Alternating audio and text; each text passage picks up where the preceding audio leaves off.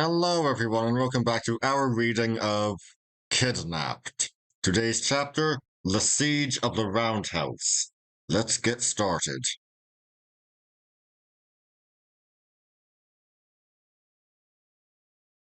But now our time of truce was come to an end. Those on deck had waited for my coming till they grew impatient, and scarce had Allen spoken when the captain showed face in the open door.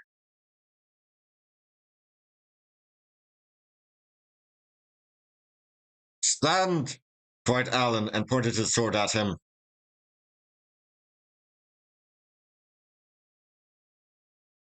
The captain stood, indeed, but he neither winced nor drew back a foot.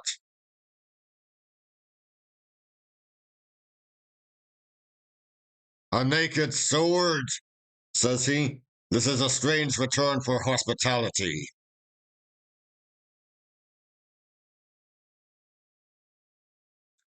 Do you see me? Said Allen. I am come of kings. I bear a king's name. My badge is the oak. Do you see my sword? It has slashed the heads off more rigamores than you have toes upon your feet.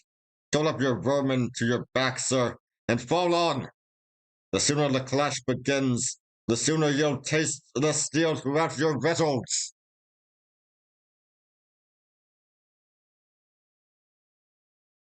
The captain said nothing to Allen, but he looked over at me with an ugly look.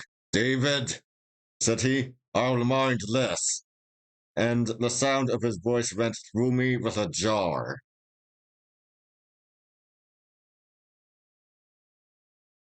Next moment, he was gone.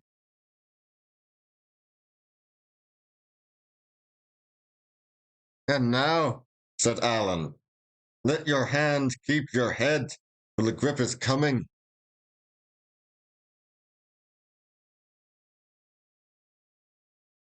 Allen drew a dirk, which he held in his left hand in case they should run in under his sword. I, on my part, clambered up into the berth with an armful of pistols and something of a heavy heart, and set open the window where I was to watch. It was a small part of the deck that I could overlook, but enough for our purpose. The sea had gone down, and the wind was steady and kept the sounds quiet, so that there was a great stillness in the ship, in which I made sure I heard the sound of muttering voices. A little after, and there came a clash of steel upon the deck, by which I knew they were dealing out the cutlasses, and one had been let fall, and after that silence again.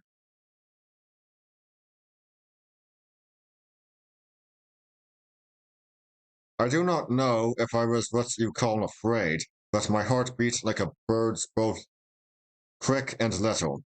There was a dimness came up before my eyes, which I continually rubbed away and which continually returned. As for hope, I had none, but only a darkness of despair and a sort of anger against all the world that made me long to sell my life as dear as I was able. I tried to pray, I remember, but that same hurry of my mind, like a man running, would not suffer me to think upon the words, and my chief wish was to have the thing begin and be done with it.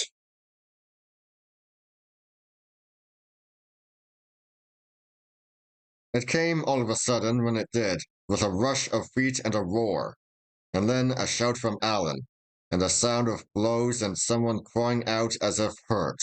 I looked back over my shoulder and saw Mr. Shawn in the doorway crossing blades with Allen.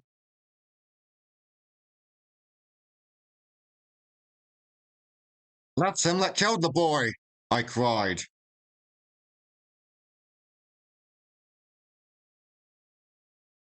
Look through your window, said Allen, and as I turned to my place, I saw him pass his sword through the mate's body.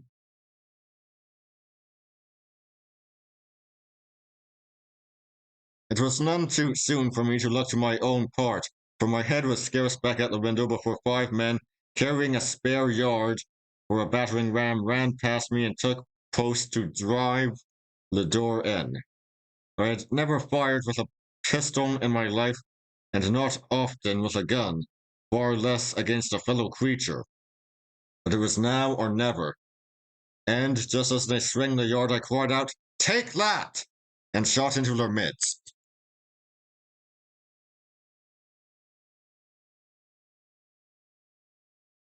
I must have hit one of them, for he sang out and gave back a step, and the rest stopped as if a little disconcerted.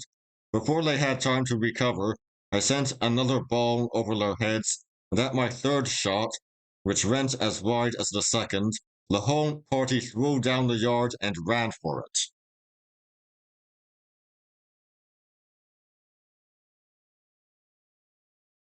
Then I looked round again into the deck house.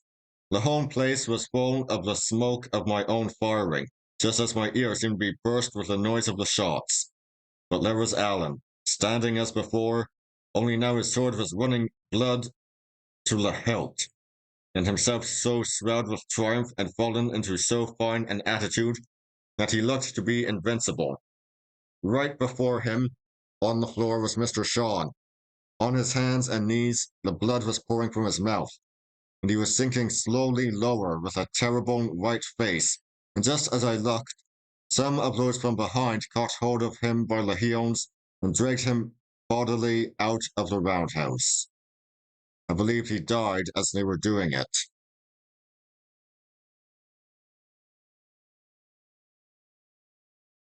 "There's one of your rigs for you," cried Alan, and then turning to me, he asked if I had done much execution.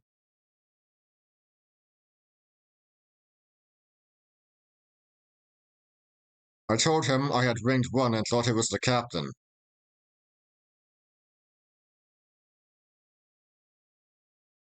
"And I've settled two," says he. "No, there's not enough blood left. They'll be back again. To your watch, David. This is but a dram before meat."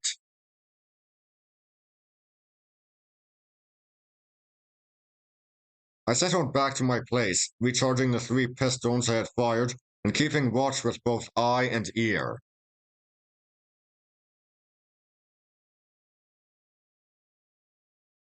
Our enemies were disputing not far off upon the deck, and that so loudly that I could hear a word or two above the washing of the seas.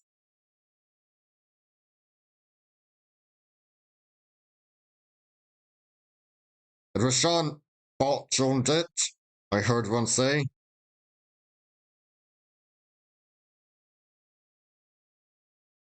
and another answered him with a "Wheesht, man, he paid the piper."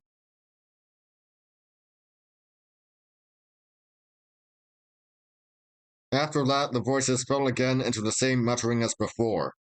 Only now one person spoke, most of the time, as though laying down a plan, and first one and then another answered him, briefly like men taking orders. By this, I made sure they were coming on again and told Alan.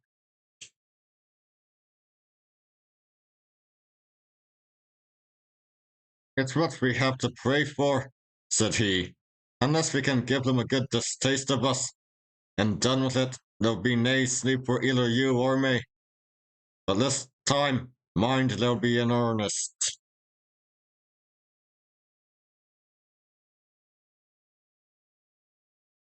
By this my pistols were ready, and there was nothing to do but listen and wait. While the brush lasted, I had not the time to think if I was frightened, but now, when all was still again, my mind ran upon nothing else.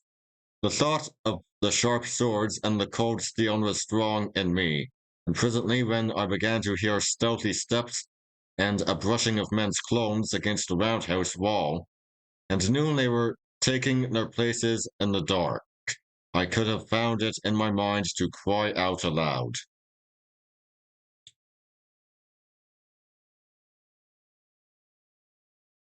All this was upon Alan's side, and I had begun to think my share of the fight was at an end, when I heard someone drop softly on the roof above me.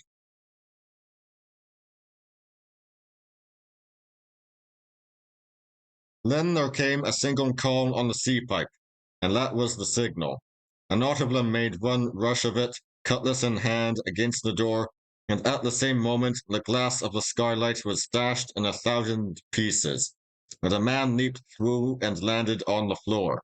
Before he got his feet, I'd clapped a pistol to his back and might have shot him too, only at the touch of him, and him alive, my whole flesh misgave me, and I could no more pull the trigger than I could have flown.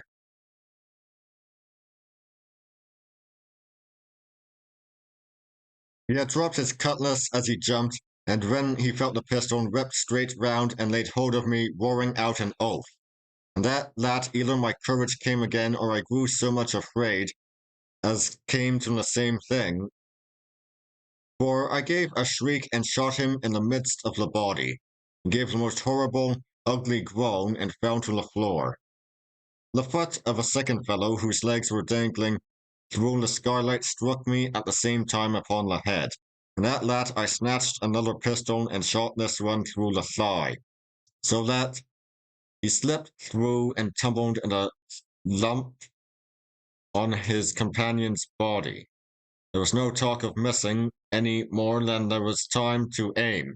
I clapped the muzzle to the very place and fired.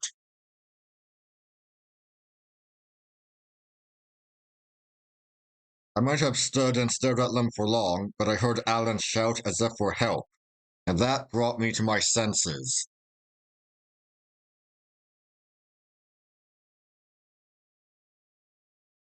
He had kept the door so long, but one of the seamen, while he was engaged with others, had run in under his guard and caught him about the body. Alan was stroking him with his left hand, but the fellow clung like a leech. Another had broken in and had his cutlass raised. The door was thronged with their faces. I thought we were lost, and catching up my cutlass, fell on them in flank.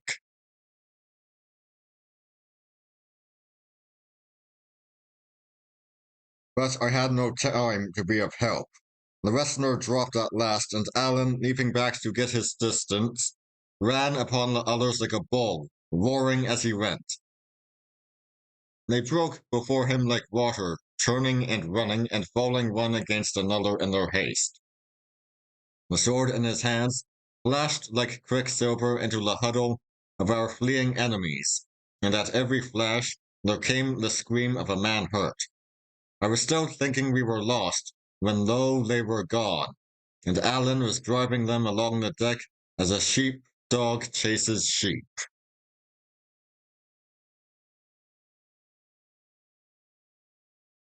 Yet he was no sooner out than he was back again, being as cautious as he was brave, and meanwhile the seamen continued running and crying out as if he was still behind them, and we heard them tumble one upon another into the forecastle and clap to the hatch upon the top.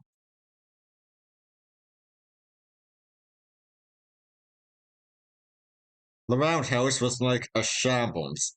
3 were dead inside, another lay in his death agony across the threshold, and there were Alan and I victorious and unhurt.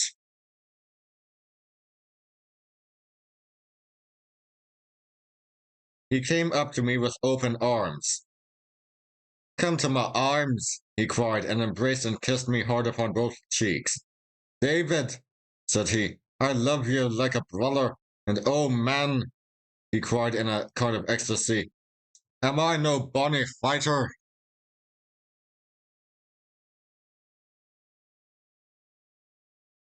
Thereupon he turned to the 4 enemies, passed his sword clean through each of them, and tumbled them out of doors one after the other. As he did so, he kept humming and singing and whistling to himself like a man trying to recall an air, only what he was trying was to make one.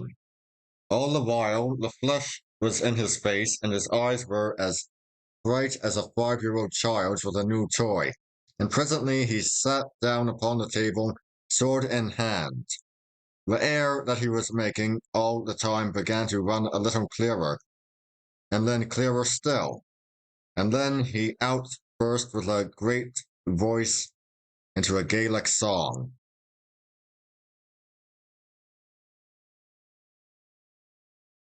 I have translated it here. not in verse, of which I have no skill, but at least in the king's English. He sang it often afterwards, and the thing became popular, so that I have heard it and had it explained to me many the time.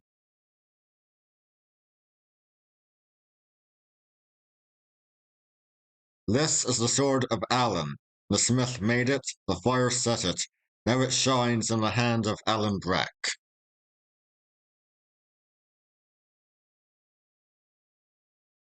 Their eyes were many and bright. Swift were they to behold. Many the hands they guarded. The sword was alone.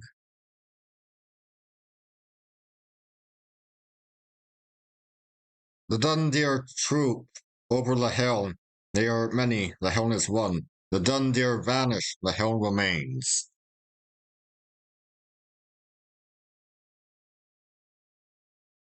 Come to me from the hills of Heller. Come from the islands of the sea. O far beholding eagles, here is your meat.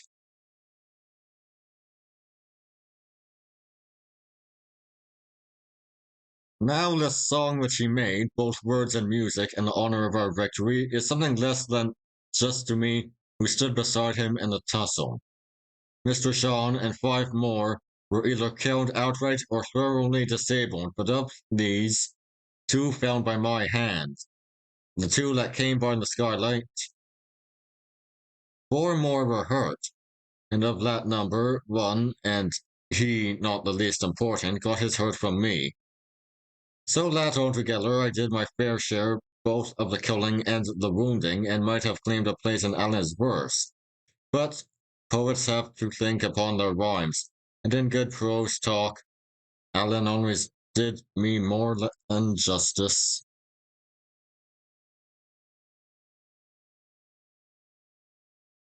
In the meanwhile, I was innocent of any wrong being done me, for not only I knew no word of the Gaelic, but what with the long suspense of the waiting and the scurry and strain of our 2 spirits of fighting, and more than all, the horror I had of some of my own share in it, the thing was no sooner over than I was glad to stagger to a seat. There was that tightness on my chest that I could hardly breathe. The thought of the 2 men I had shot sat upon me like a nightmare, and all upon a sudden, before I had a guess of what was coming, I began to sob and cry like any child.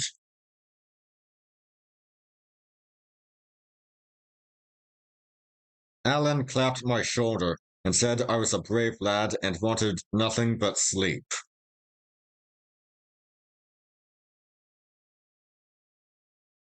I'll take the first watch, said he. You've done well by me, David, first and last, and I wouldn't lose you for all Appin, no, nor for Breadalbane.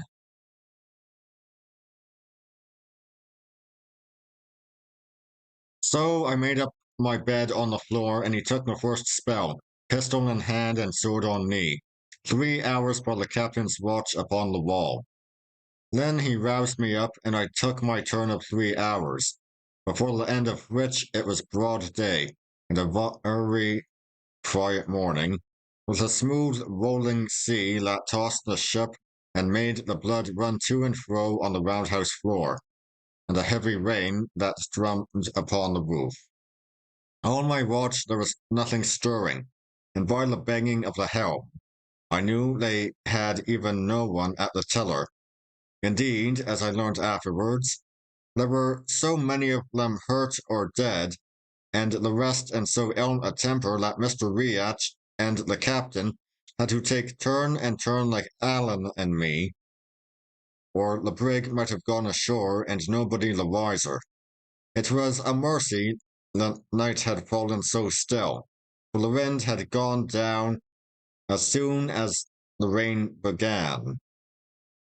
Even as it was, I judged by the wailing of a great number of gulls that went crying and fishing round the ship that she might have drifted pretty near the coast of one of the islands of the Hebrides.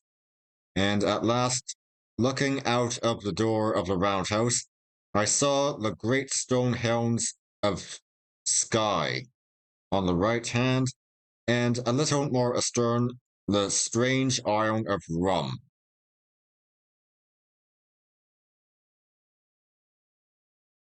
And that would be all for today. I'll see you all next time. See ya!